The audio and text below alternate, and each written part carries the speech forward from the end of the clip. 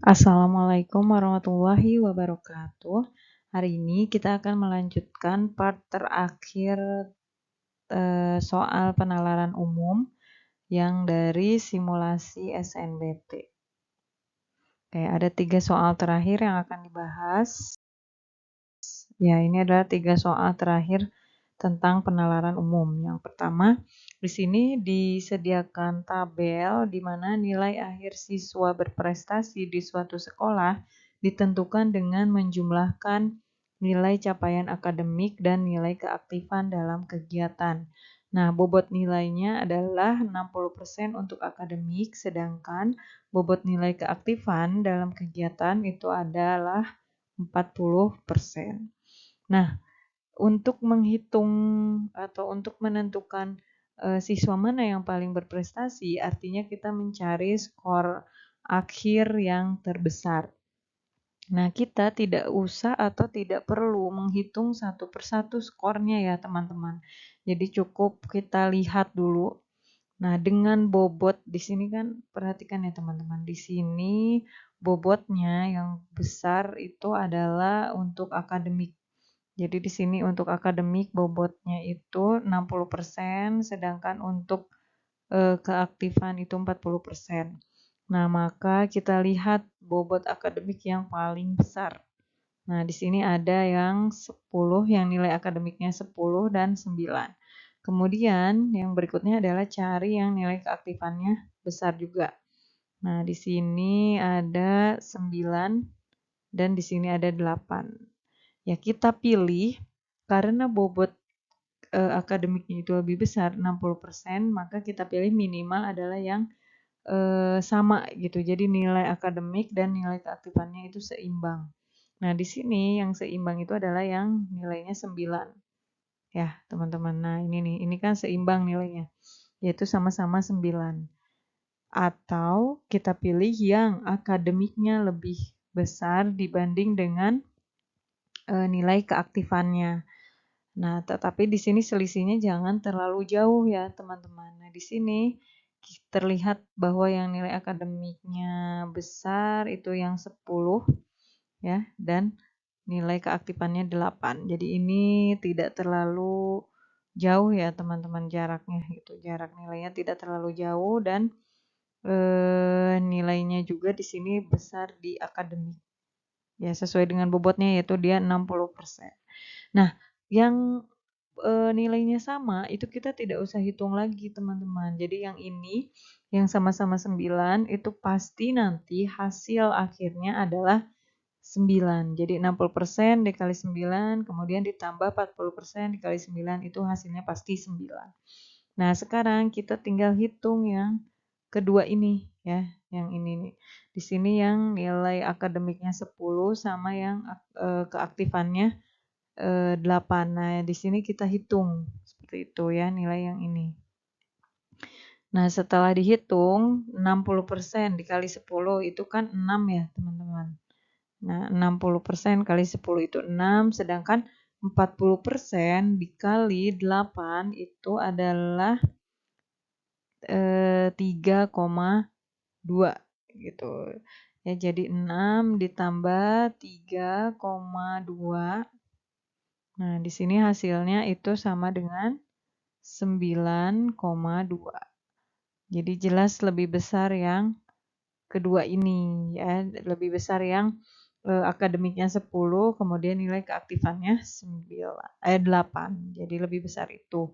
Nah, mungkin ada yang bertanya dari mana sih 3,2? Dari 40% dikali dengan 8 seperti itu. Jadi kalau butuh uraiannya dari mana 3,2 itu dari 40% itu kan per 100 ya. 40% kemudian dikali 8. Kalau yang tadi kan lebih mudah tuh 60% dikali 10 itu sama dengan 6. Nah, ini kita coret, kemudian hasilnya jadi 32 dibagi 10. Nah, 32 dibagi 10 itu sama dengan 3,2. Dari situ ya. Nah, jadi jawabannya yaitu yang S ya, yang nilainya paling besar. Kemudian soal berikutnya. Nah, di sini terdapat diagram batang mengenai modal dan pendapatan. Nah, pertanyaannya adalah berdasarkan data di atas, tahun keberapa Tokopedia memperoleh persentase keuntungan terbesar? Ini juga sama, teman-teman, tidak usah dihitung. Ya, jadi ini adalah kemampuan membaca diagram. Kita lihat saja yang paling besar selisihnya ya antara pendapatan yang warna orange kemudian modal yang warna biru. Nah, ini kan jelas yang paling besar selisihnya adalah yang ketiga. Jadi yang tahun ketiga itu dia paling besar keuntungannya. Karena pendapatannya tinggi, kemudian modalnya sedikit atau selisihnya paling besar. Kemudian soal yang terakhir di penalaran umum ini. Nah, jumlah siswa perempuan yang mengunjungi perpustakaan sekolah selama 5 hari berturut-turut adalah 16, 19, 24, 27, dan 32. Sementara itu, jumlah siswa laki-laki yang berkunjung selama 5 hari itu adalah 8 orang, kemudian 9 orang, 11 orang, dan 14 orang. Nah, di sini ditanyakan tuh jika tren kunjungan tersebut bersifat konstan, maka berapakah jumlah siswa berkunjung ke perpustakaan pada hari ke-6? Nah, di sini menggunakan barisan dan deret. Ya, jadi ada konsep barisan dan deret. Yang pertama dulu, dari polanya, yang pertama itu adalah dari 16 ke 19, kemudian dari 19 ke 24, dari 24 ke 27 itu polanya itu ditambah 3. Ya, polanya ditambah 3. Berarti kalau polanya itu ditambah 3, maka setelah 32 itu teman-teman sudah bisa jawab ya. Setelah 32 itu berapa? Oh, karena polanya ditambah 3, maka setelah 32 adalah ini. Jadi 35 ya jawabannya.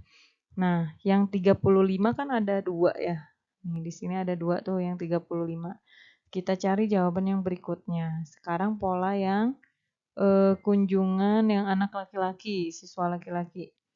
Itu yang pertama ditambah 0, kemudian yang keduanya tambah 1, dari 8 ke 9 itu tambah 1, 9 ke 11 tambah 2, dan 11 ke 14 tambah 3. Maka berikutnya dari 14 itu ditambah 4.